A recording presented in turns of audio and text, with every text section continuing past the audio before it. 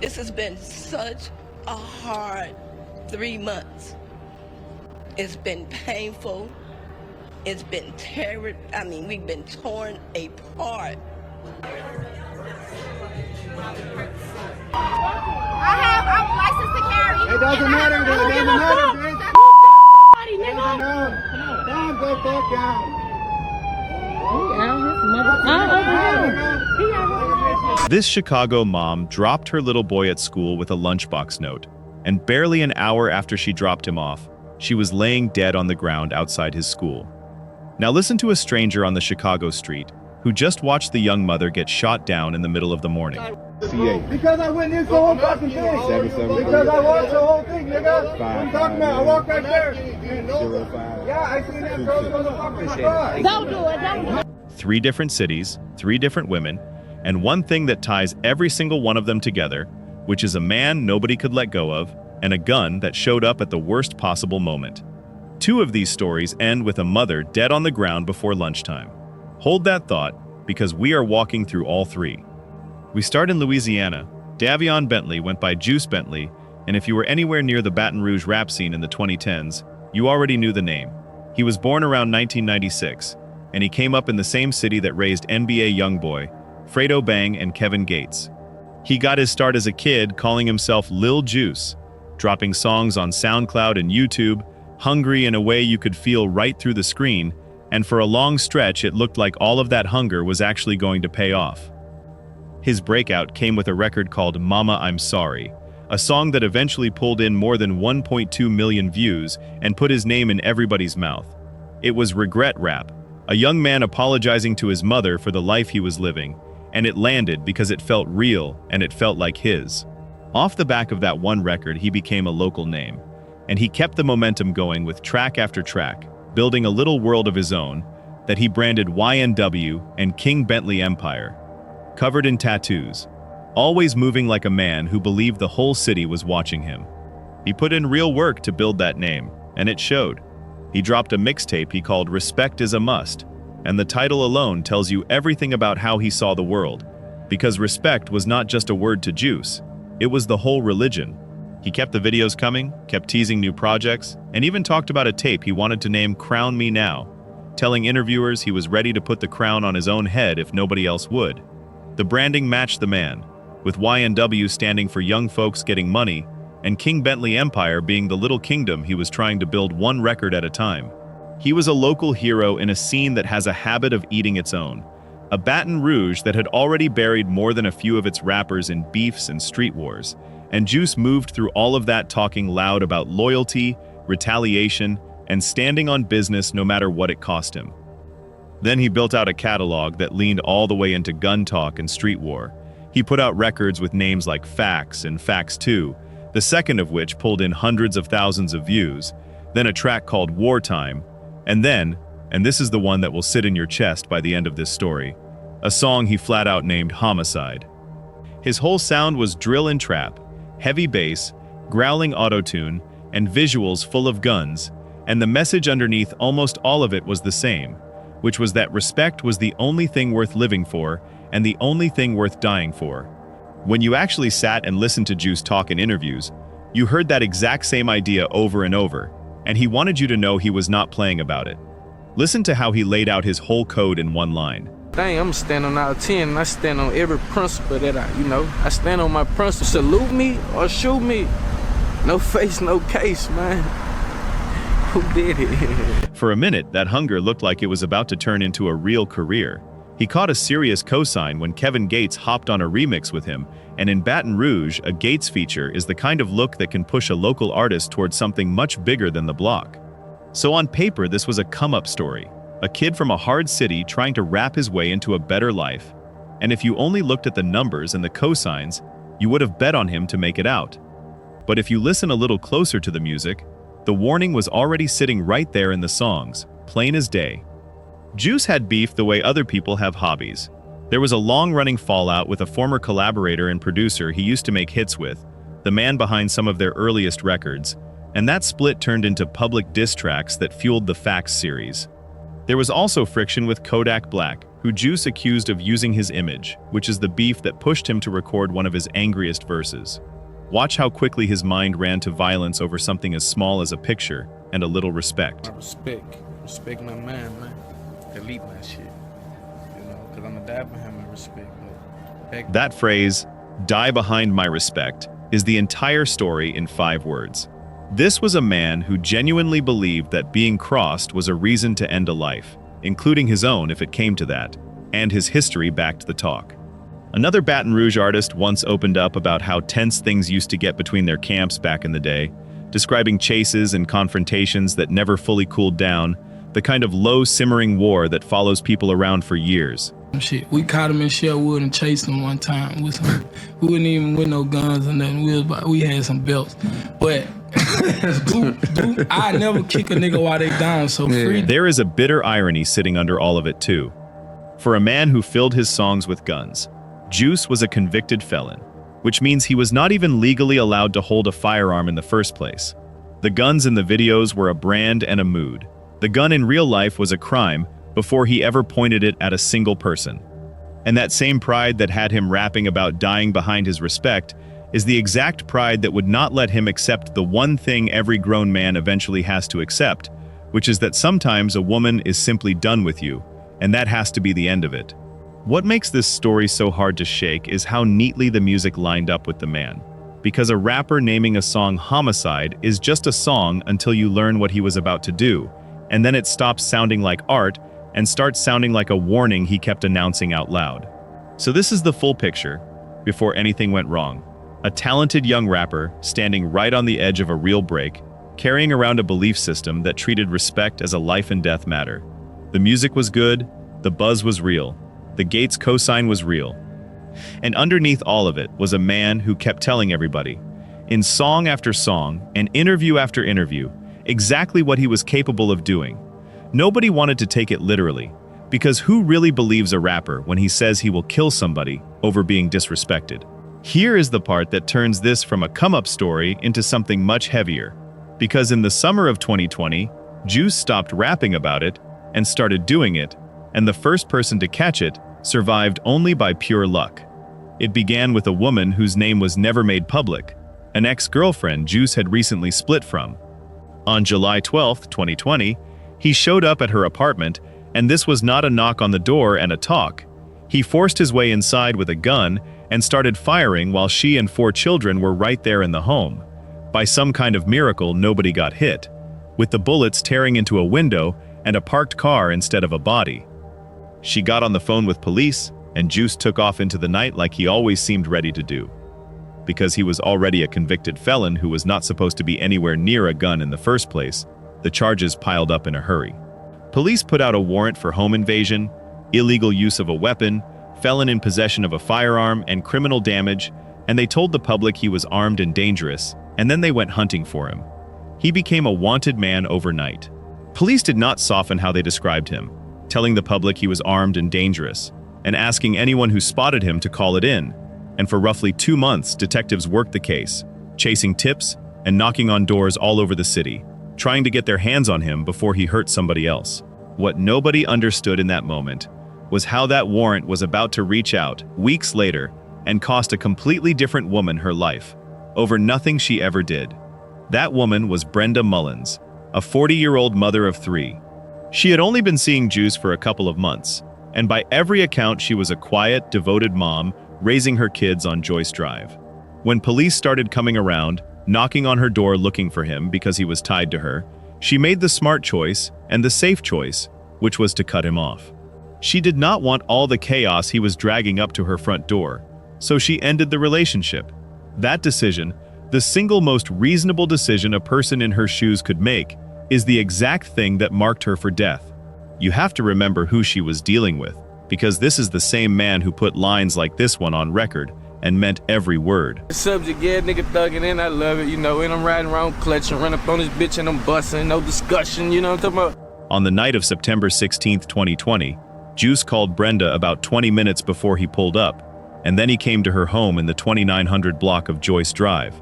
She opened her wooden front door, but kept the metal screen doors shut and locked between them, and he immediately started demanding to be let inside, so they could talk, accusing her of cheating, which is the same jealous accusation that had trailed him through every single relationship he ever had.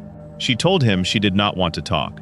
She told her 16-year-old son to get a relative's gun, and she shut the door in his face. Seconds later, Juice opened fire straight through that door, and this is the part that never leaves you, because her kids were right there inside the house.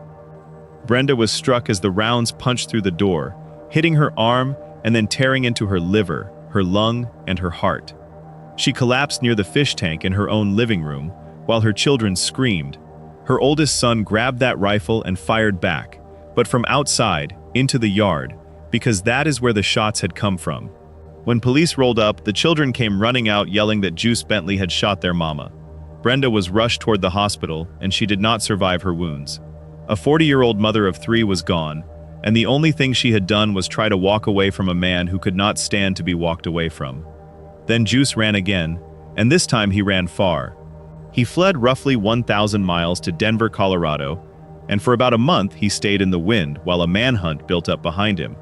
It ended on October 12, 2020, when a U.S. Marshals task force tracked him down and took him in without a fight, and he was brought back to Louisiana to answer for what he had done.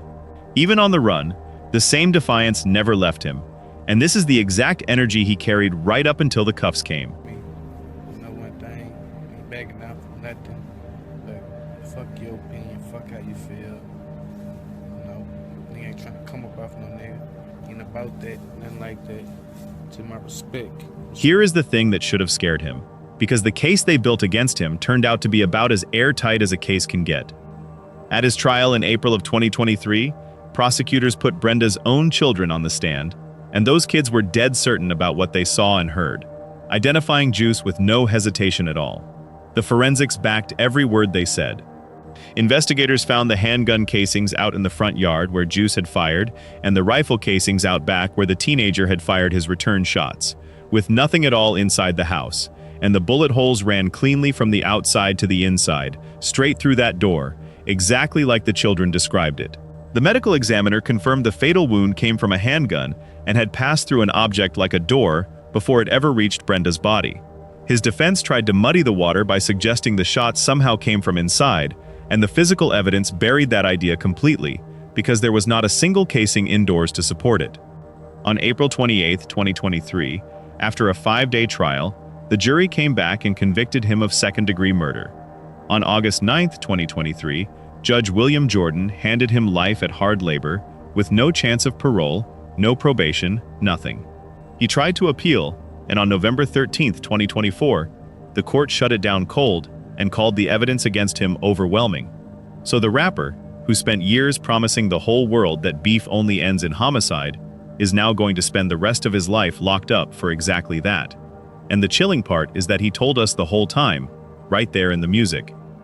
The people who loved Brenda buried her that fall through Southern Memorial Gardens, and her children were left carrying the memory of what came through that door. The hardest part of the whole trial is that it was those same kids, who were roughly 11 to 16 years old when it happened, who had to sit in a courtroom, look back at the man who did it, and tell 12 strangers with total certainty that it was Juice. No child should ever have to do that. They did it anyway, and their word, backed by every piece of physical evidence, is what put him away for good. That is our first story. The second one moves up to Chicago, and this time the man at the center of it all never even pulled the trigger himself. Romeka Meeks Blackman was 31 years old, a Chicago mother and an aspiring nurse who was reportedly working 2 jobs while chasing a nursing career, doing everything she could to build something stable for herself and her little boy. Her people described her as the heart of the whole family, kind and funny and loyal, the leader even though she was the baby of the bunch, the kind of woman who spread love to everybody around her. She had a 6-year-old son that she poured everything into, and on the morning her life ended, she did what she did every single day, which was get him ready and walk him into school. The detail that made people across the whole country cry was the lunchbox note. Hours before she died, Romeka had tucked a handwritten note into her son's lunchbox and shared it online, telling him he was the coolest, smartest, and funniest kid I know, and that she loved him so much. That note is the last soft thing in this entire story, and everything that comes after it is hard. To understand how it happened, you have to understand the triangle sitting underneath it. Romeka shared her son with a man named Carlos Smith, a man some people online tied to rap under the name Loso. Carlos also had a 6-month-old baby with another woman named Quadaja Johnson, who most people knew as Holly. So you had one man in the middle of 2 women, 2 babies, and years of tangled-up history, and Romeka's family says her connection to Carlos went back the better part of a decade. That is the kind of setup that goes wrong all the time, though it rarely goes as wrong as this one did. Carlos sat at the center of it as the one constant. A man some people online described as a street rapper who went by names like Loso, and to Romeka's family he was never a bystander at all, but the engine of the whole tragedy. The person whose choices kept dragging these 2 women into the same orbit again and again. Understanding that is the key to understanding why so many people believe the man who never fired a single shot still carries a heavy share of the blame for how this ended. These relationships were heavy on paper trails, and that matters a lot in this case. Romeka had a restraining order against Carlos because her family says he kept harassing her, and she had gone as far as parking her car several blocks from work and changing her number just so he could not track her down anymore. On the other side, Holly had filed her own no-contact orders against Romeka back in December of 2024 and again in June of 2025, claiming Romeka had been threatening her through family members, though those orders were never actually served. So both women were building files on each other, both were scared or angry, or some mix of the two, and the whole time Carlos sat right in the middle, telling different stories to different women. The bad blood between these two had been building online for a long stretch, and you can hear it in a recording Romeka herself made, confronting somebody over lie after lie after lie. Here is the piece the entire city ended up fighting about, so let me lay both sides down honestly, the way the record actually shows them.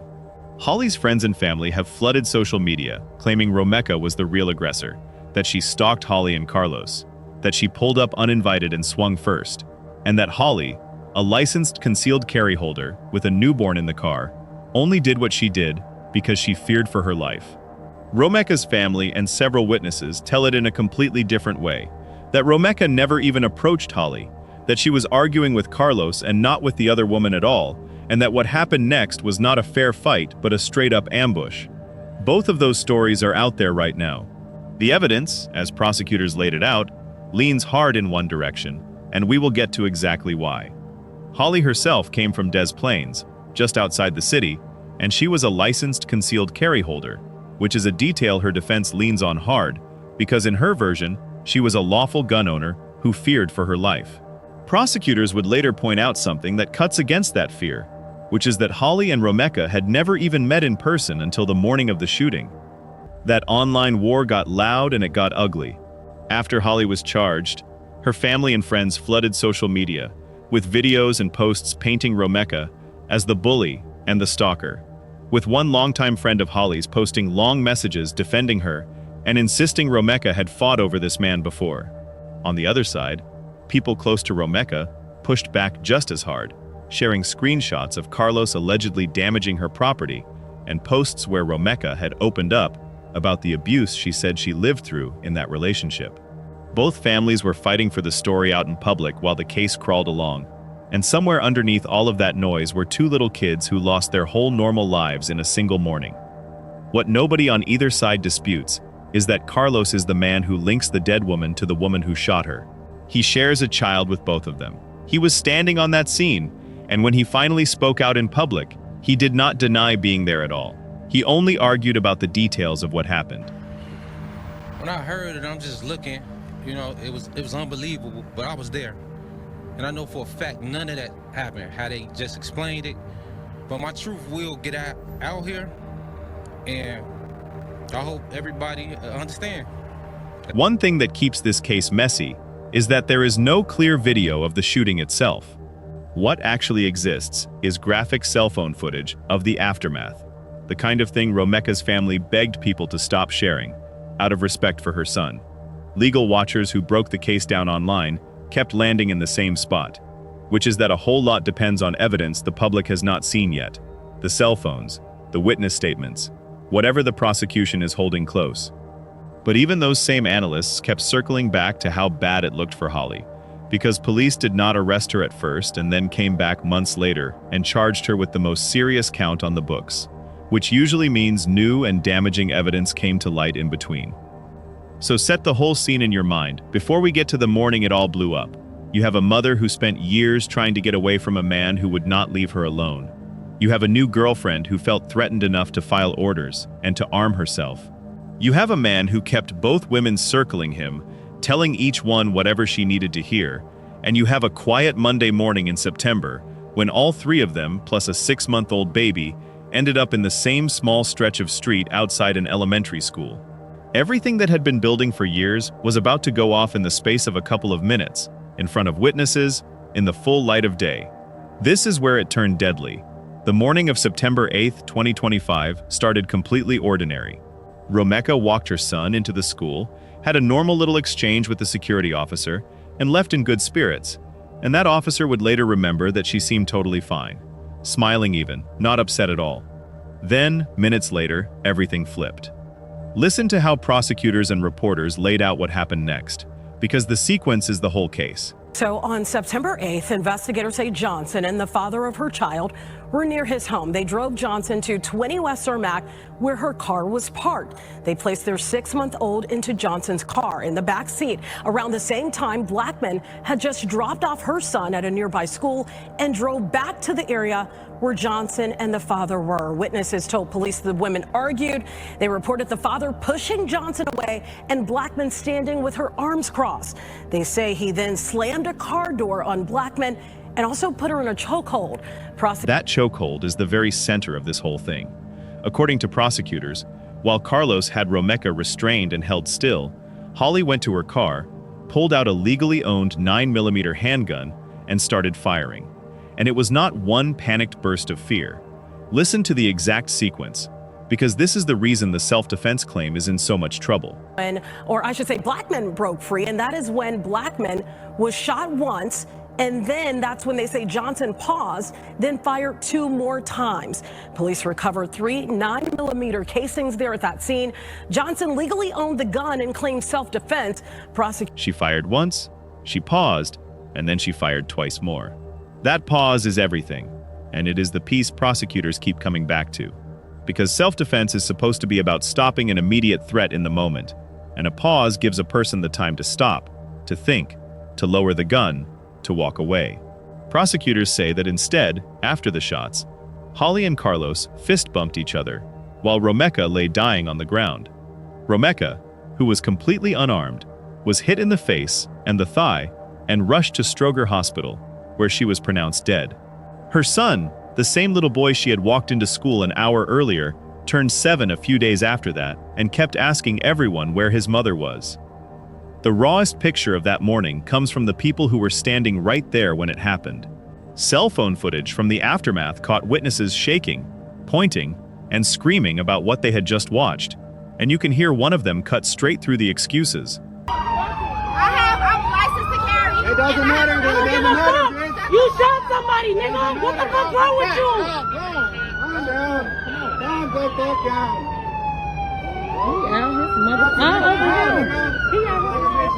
Here is where the system did something that broke Romeka's family in half. Holly was detained right there at the scene, and then she was released without any charges while the investigation kept going, walking away from a shooting that a whole crowd of people had watched with their own eyes. For nearly 3 months, Romeka's mother, Tina McMiller, and the rest of the family fought and cried and demanded answers, while the woman who shot their daughter went home to her own life. You can hear a mother's whole heart cracking apart in the way she described what was taken from her.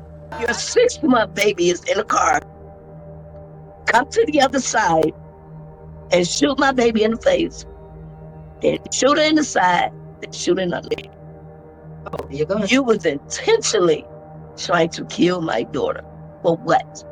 Because Carlos couldn't stop loving her? The ripple effects landed hardest on the children. Holly's own baby, the 6-month-old who was strapped in the car that whole morning, was taken by child services after the shooting. And Romeka's mother found herself fighting to hold on to her grandson while planning her daughter's funeral at the very same time, forced to do the 2 most opposite things a human being can do in the same brutal stretch of days. She had to grieve and file paperwork, bury her baby, and fight to keep her baby's baby, all at once. Finally, on December 4th, 2025, after reviewing the witnesses and the evidence, prosecutors charged Holly Johnson with first-degree murder. A judge ordered her held in custody, even after her lawyers argued that she was pregnant and should be allowed to fight the case from home. Carlos, the man who connects every part of this, has not been charged with anything at all, which is exactly why Romeka's supporters started a petition demanding his arrest too, arguing that a man who allegedly held a woman, still while she was shot in the face, is not just a bystander who happened to be standing there. That fight is still going on as the case moves through the courts. The law itself does not make her claim any easier to sell. Illinois does not have a stand-your-ground law, and even for a licensed carrier, the force a person uses has to match the threat they are actually facing. On top of that, carrying a firearm on or right next to school grounds is generally off limits to begin with. So prosecutors are pointing at three things all at once: the pause between the shots, the fact that Romeka was unarmed and being held when the bullets hit her, and the place where it all went down, and they are arguing that none of it looks like a person acting out of real fear. A judge who reviewed the case put it about as plainly as it can be put, questioning how celebrating in the street right after a shooting squares with a claim of self-defense, and ordered Holly held in custody even after her lawyers asked for her release because she was 7 weeks pregnant, with her next court date set for late December. If Holly's self-defense claim already feels shaky to you, the history of cases like this agrees with you. When one woman kills another over a shared man and then calls it self-defense, the claim tends to fall apart in front of a jury the moment there is any sign the killing was planned or that the anger came first. Go all the way back to 2009, when a Florida teenager named Rachel Wade fatally stabbed her rival, Sarah Ludeman, in a fight over a boyfriend the two of them shared. Wade said she feared for her life and acted in self-defense, and she pointed to the fact that Ludeman was bigger than her and had driven up to confront her. The problem was Wade's own history of threats, including a voicemail where she talked about murder, which is the kind of paper trail that makes a jury see intent instead of fear. She was convicted of second-degree murder and sentenced to 27 years in prison. For his part, Carlos has insisted the whole thing did not happen the way prosecutors laid it out, telling a reporter that he was there and knows for a fact it did not go down like that, though he has never offered his own full version of events in public, and in a detail that enraged a lot of people watching this case, because Holly was not charged right away. Her concealed carry license was not immediately taken from her either, which meant that for a stretch of time the woman at the center of a deadly shooting could still legally carry a gun. To a family already forced to watch her walk free for 3 months, that felt like salt poured into a wound that was nowhere near closing. Different city, different weapon, different year, and yet the core question is the exact same one hanging over Holly Johnson, which is whether this was really fear or just a decision to get rid of a woman standing between somebody and a man. That is 2 of our 3 now. Both mothers, both gone. Our last story goes down to Houston, and here the motive is not jealousy over a man, here it is money. Merciana Struggs was 29 years old, a mother who had come up the hard way and then clawed out something better for herself with her own 2 hands. She was born around 1995 in Monroe, Louisiana, raised in a tight working-class family, and the people who loved her called her the family's rock, the one who remembered your birthday and pushed you to chase your dreams. She went to high school in the New Orleans area, she became a mother young, and she poured everything into her 8-year-old son, who was the whole reason she kept grinding. That is a kind of love a lot of people watching this will recognize the second they hear it. When steady work would not come and the bills would not wait, Merciana made a business decision and bet on herself. She moved to Houston, Texas, looking for a fresh start and better opportunities, and she started an OnlyFans page to pay her way, charging $35 a month for her content, while keeping strict rules about how she ran it. She spelled it out plainly in her own bio that she was top dollar, because she was running a business, not looking for trouble, and she wanted her boundaries understood. And it worked. She was pulling in more than $7,000 a month, enough to take care of her son, cover her own life, and send money back home to her people in Louisiana. She built all of that from nothing, and that very success is the thing that ended up getting her killed. The people from back home remembered her as somebody who could light up a room, the type who never forgot a birthday, and always pushed the folks around her to reach higher. She ran her page the way you run a real job, staying on top of it, engaging with subscribers to keep the income steady, and holding a hard line between the business and her actual life. Every dollar she made had a purpose behind it, whether that was rent, groceries, something for her son, or money wired back to her family in Louisiana. She was not chasing clout, she was chasing stability, one payment at a time, and she was getting there. Moving to a brand new city as a single mother and betting everything on yourself takes a kind of nerve most people never have to find, and Merciana found it. She left what was familiar, built a whole new life from scratch, and made it work through her own effort and nobody else's. That context matters, because it tells you exactly what kind of woman we are talking about. Somebody independent, somebody capable, somebody who did not need a man to survive, which is very often the exact thing a controlling man cannot stand to be around. And here is the piece people love to skip right past the second they hear the words OnlyFans. Because the work does not change the math of what happened to her at all. A woman earned her own money, a man decided he was entitled to a cut of it, and when she would not hand it over, he took her life instead. Strip away the platform and strip away the stigma, and you are left with the oldest story there is, which is a man who simply could not stand a woman having something that was hers and not his. The man in her life was Nicholas Finley, 34 years old. She met him in Houston, and at first he came off supportive and charming, the way a lot of these men do at the start. But the mask came off fast. He got possessive and jealous over her OnlyFans work, watching what she did online, trying to control what she posted, and, worst of all, demanding a cut of the money she was making. He looked at the income she earned off her own hustle and decided he was owed a piece of it simply for being her man. He accused her of putting her fans over him. He tried to box her in and pull her away from the people around her. The red flags did not stay small for long. He started keeping tabs on her messages and her photos, watching who she talked to, and pressuring her to change or quit the very content that was paying their bills, all while insisting he was owed a share of the money just because they were together. That is the entitlement at the rotten core of it. A man who wanted the benefits of her success and the control over it at the same time. Friends noticed her pulling away from the people who cared about her, which is one of the oldest and most dangerous patterns there is. Because isolation is exactly how a controlling man makes a woman feel like she has nowhere to run and nobody to call. And Merciana, who had built her entire life on the idea of standing on her own 2 feet, started quietly planning her way out of it. The people closest to her could feel the shift happening.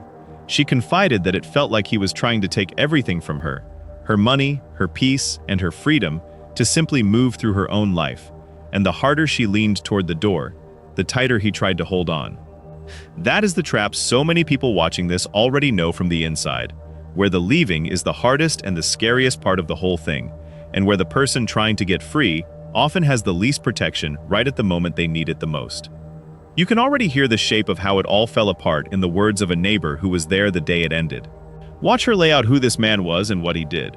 We want to get to a developing story right now. Tonight, we are hearing from a woman who says she watched a mother try to run away from her boyfriend's gunfire. 34-year-old Nicholas Finley now is charged with capital murder after detectives say he robbed and killed his 29-year-old girlfriend, Marshana Struggs. Reporting on the two of them varied a little around the edges, with most outlets calling Finley her boyfriend, while at least one state report referred to him as an ex-husband, and no clear marriage record ever surfaced to settle which one it was. What every account agreed on, though, was the shape of the thing, a controlling man and a woman who had made up her mind to leave. That is the part that never changes, no matter which label you hang on him. By the summer of 2024, the arguments had gotten worse, and they were almost always about the same 2 things, which were her independence and her money. Finley had a habit of using and controlling her 2017 Honda Civic, treating her car like it belonged to him. Merciana had started pulling back, refusing his demands, and getting ready to leave for good. And if you know anything at all about how these situations tend to go, then you already know the ugly truth sitting underneath all of it, which is that the moment a woman finally decides to leave is the single most dangerous moment of the whole relationship. Everything that had been building inside that apartment for months was about to spill out into the open, in a parking lot, in front of neighbors, on a July evening, that a whole community is never going to forget. This is how it ended. on July 19, 2024, at the park at Cumberland Apartments on 505 Cypress Station Drive, it all came apart over something small. Earlier that day, Finley had been pulled over by police while driving Murciana's car and needed her to bring the insurance card. A roommate drove her down there, but he was already gone, and when they got back to the complex, she found him sitting in her own vehicle. That is when the confrontation kicked off, over the car and over the money he kept demanding from her. Let the neighbor tell you how it started, because she watched the whole thing unfold. Because they got pulled over, and they needed her to bring the insurance card. And so my roommate took her to go down there, and he wasn't there. So when they came back, he was sitting right here in her car, and she jumped out and had a confrontation with him, and he shot her a couple times. When Murciana refused him and tried to get away, Finley started shooting, and she ran for her life through that complex, barefoot, banging on doors, begging somebody, anybody, to let her inside. Neighbors dove for cover. One of them, Shawnee Drury, pulled her own boyfriend inside and hid in the bathroom, terrified, because Finley was out there screaming that he would kill anybody who helped that woman. Listen to how close that terror came to her own front door. My boyfriend pushed me back in the house, and we just went in the bathroom, and I just had my hands over my head, and it was so loud. I thought he was coming in the house, because he kept saying he was going to kill everybody in the house. He was going to kill us for helping her. Murciana made it as far as a neighbor's truck, but there was no safe place left to reach. Finley caught up to her, and what he did next is the reason the word senseless keeps coming up every time people talk about this case. Hear it straight from the woman who counted the shots. No way. She made it into my truck, I guess, and he shot her 4 or 5 more times over there. And then she managed to make it over here at that point, and he shot her like 8 more times. It was just so senseless, you know, so senseless. He fired 4 or 5 shots near the truck, then stood over her and unloaded around 8 more, for a total of roughly 13 rounds. Then, instead of stopping to help the woman he claimed to love, he grabbed her purse and her keys and took off in her own car, later crashing it. Murciana died right there in the parking lot from multiple gunshot wounds. She had built a whole life out of nothing at all, and a man took it from her over money that she earned herself, and over a decision to walk away that she had every single right to make. When investigators worked the scene, the evidence told a one-sided story. There were bullet holes in a neighbor's door, in the truck, and in the walls, shell casings scattered across the parking lot, and a trail marking the desperate path Murciana took as she tried to get away. There were no signs of any back-and-forth struggle, nothing that looked like a fair fight, which is a big part of why people who followed the case kept describing it less like a confrontation and more like an execution. A man standing over a woman and emptying his gun into her while she had already run out of places to hide. Harris County deputies moved quickly, and on July 23, 2024, they arrested Finley. Because he robbed her while he was killing her, taking her belongings and her car, the state charged him with capital murder, which folds the robbery into the killing, and, under Texas law, can carry a sentence of life in prison or even the death penalty. He was denied bond, and court records reviewed by advocates pointed toward a jury trial and a bond set at more than $3 million, with the case still grinding its way through the system. As the case moved into 2025 and then into 2026, it stayed in the pre-trial stage, which is the slow grind you often see in Texas capital cases, where the death penalty is even on the table. And through all of it, Finley stayed locked up with no way out on bond. Murciana's family said their goodbyes with a vigil and balloon releases.